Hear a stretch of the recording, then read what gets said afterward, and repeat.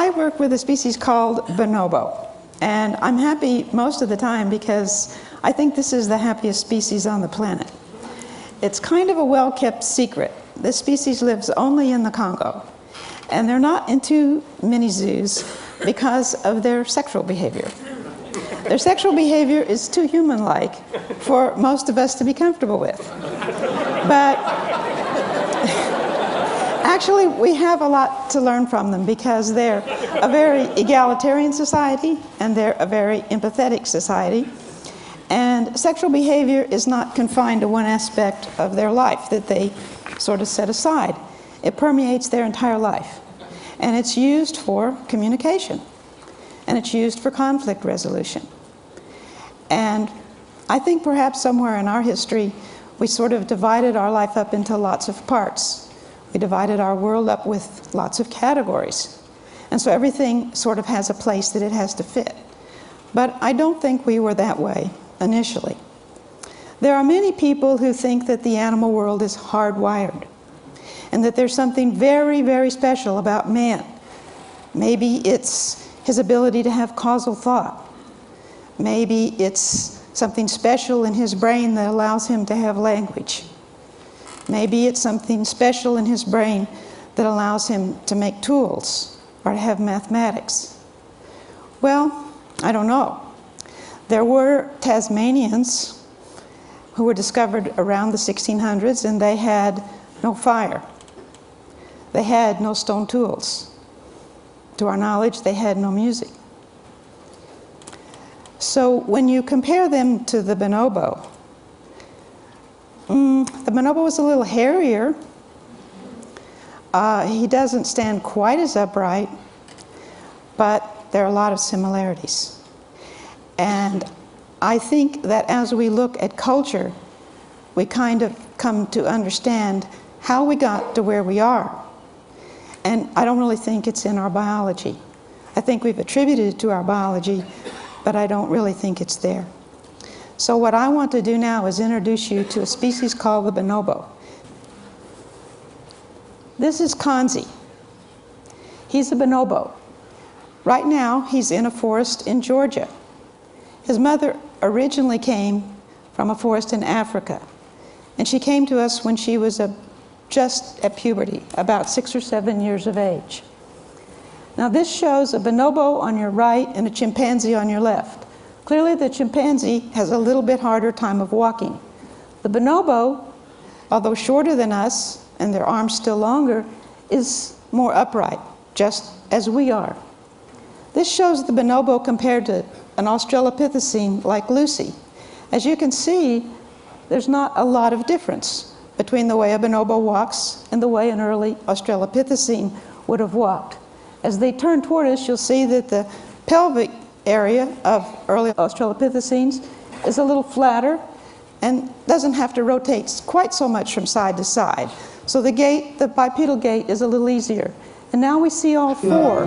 The wild bonobo lives in Central Africa, in the jungle encircled by the Congo River. Canopied trees as tall as 40 meters, 130 feet, grow densely in the area. It was a Japanese scientist who first undertook serious field studies of the bonobo almost 3 decades ago. Bonobos are built slightly smaller than the chimpanzee. Slim-bodied, bonobos are by nature very gentle creatures. Long and careful studies have reported many new findings on them. One discovery was that wild bonobos often walk bipedally.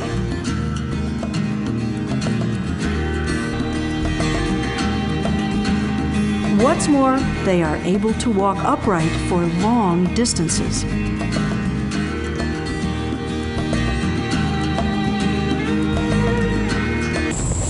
Let's go say hello to Austin first and then go to the A-frame. This is Kanzi and I in the forest. None of the things you will see in this particular video are trained. None of them are tricks. They all happen to be captured on film spontaneously by NHK of Japan. We have 8 Look at all this bonobos, stuff that's here for our campfire. an entire family That's for at our research campfire. center. You can have a little bite.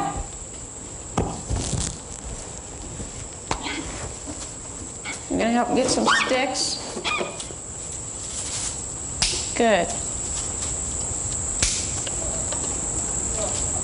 We need more sticks too.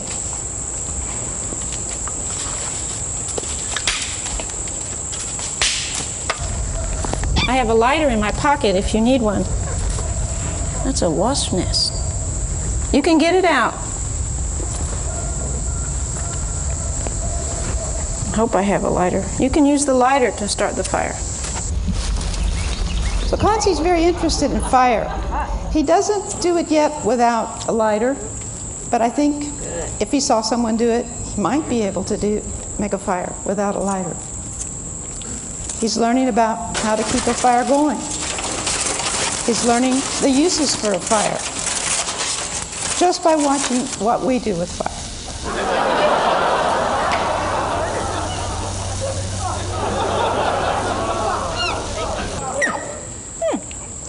This is a smile on the face of a bonobo. These are happy vocalizations. I'm very happy about this part. You got to put some water on the fire. Do you see the water?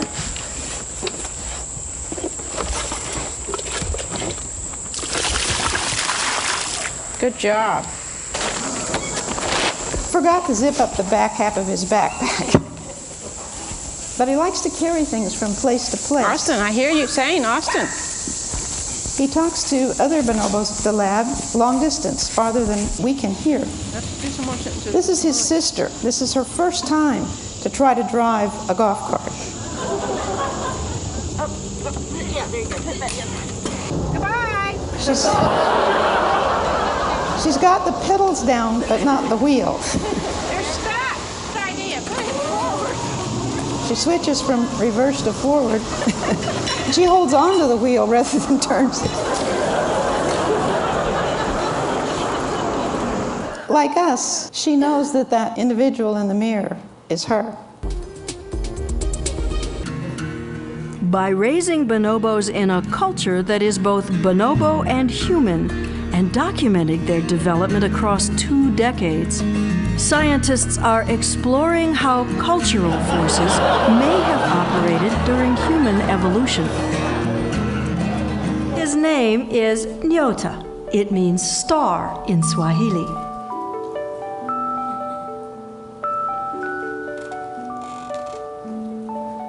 You got to see the picture of him. Pambanisha is trying to give Nyota a haircut with a pair of scissors.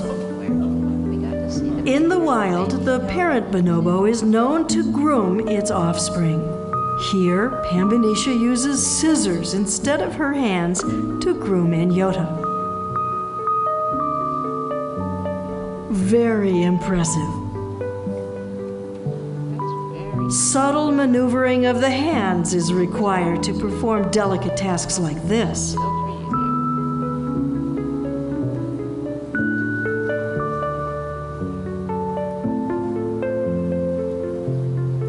Nyota tries to imitate Pambanisha by using the scissors himself.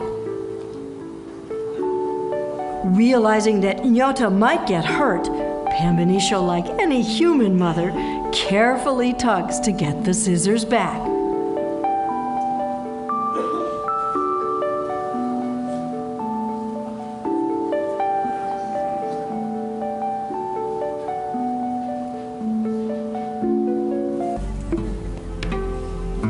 He can now cut through tough animal hide. Kanzi's learned to make stone Kanzi tools. now makes his tools just as our ancestors may have made them 2.5 million years ago, by holding the rocks in both hands to strike one against the other. He has learned that by using both hands and aiming his glancing blows, he can make much larger, sharper flakes. Kanzi chooses a flake he thinks is sharp enough.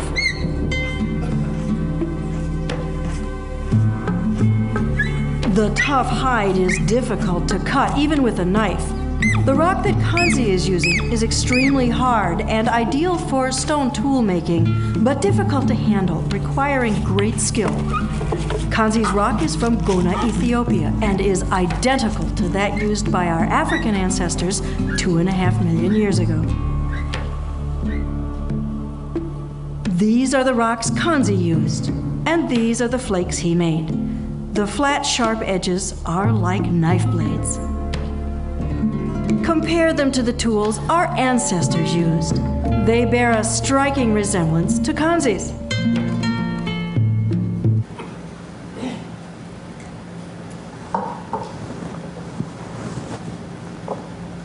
Pambanisha is longing to go for a walk in the woods. She keeps staring out the window. This is going to show something we didn't think they would do. For several days now, Pambanisha has not been outside. I normally talk about Then ape language, Pambanisha does something unexpected. but since I'm advised not to do what I normally do, I haven't told you that these apes have language. It's a geometric She takes language. a piece of chalk and begins writing something on the floor. What is she writing?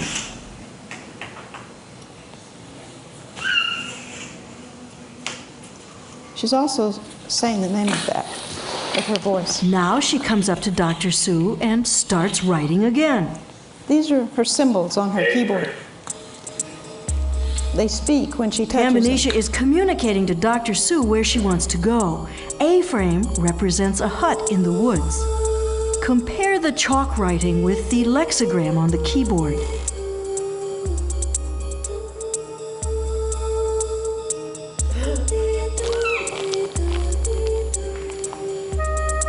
Pambanisha began writing the lexigrams on the forest floor. Very nice. Beautiful, Pambanisha. At first, we didn't really realize what she was doing until we stood back and This really looked at lexigram it and also rotated it. refers to a place in the woods. The curved line is very similar to the lexigram. The next symbol Pambanisha writes represents collar. It indicates the collar Pambanisha must wear when she goes out. That's an institutional requirement. This symbol is not as clear as the others, but one can see Pambanisha is trying to produce a curved line and several straight lines. Researchers began to record what Pambanisha said by writing lexigrams on the floor with chalk. Pambanisha watched. Soon she began to write as well. The bonobo's abilities have stunned scientists around the world.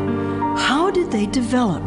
We found that the most important thing for permitting bonobos to acquire language is not to teach them. It's simply to use language around them.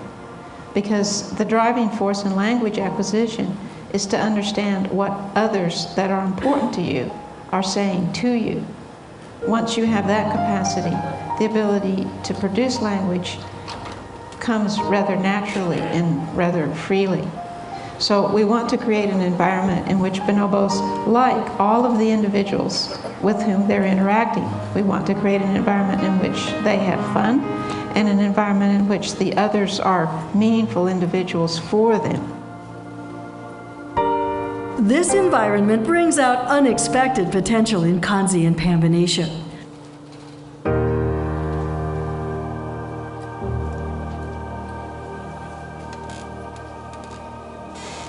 Pambanisha is enjoying playing her harmonica until Anyota, now 1 year old, steals it. Then he peers eagerly into his mother's mouth. Is he looking for where the sound came from? Dr. Sue thinks it's important to allow such curiosity to flourish.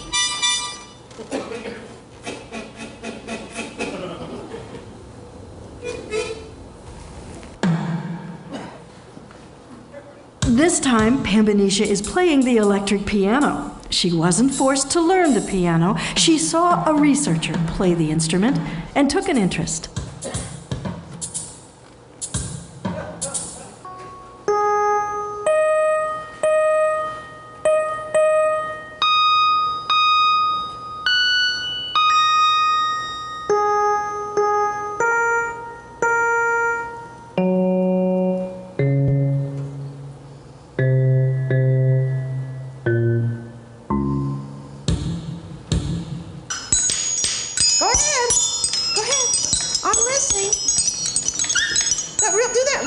last part that you did. Yeah, that part. Kanzi plays the xylophone. Using both hands, he enthusiastically accompanies Dr. Sue's singing. Kanzi and Pambanisha are stimulated by this fun-filled environment, which promotes the emergence of these cultural capabilities.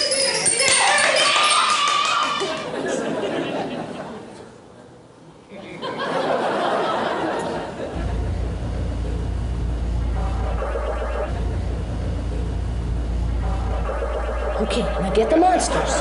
Get them. And take the cherries too. Now watch out, stay away from them now. Now you can chase them again. Time to chase them. Now you have to stay away, get away, run away. Run. Oh, now we can chase them again. Go get them. Good, Cons. Very good. Thank you so much. None of us, bonobo or human, can possibly even imagine.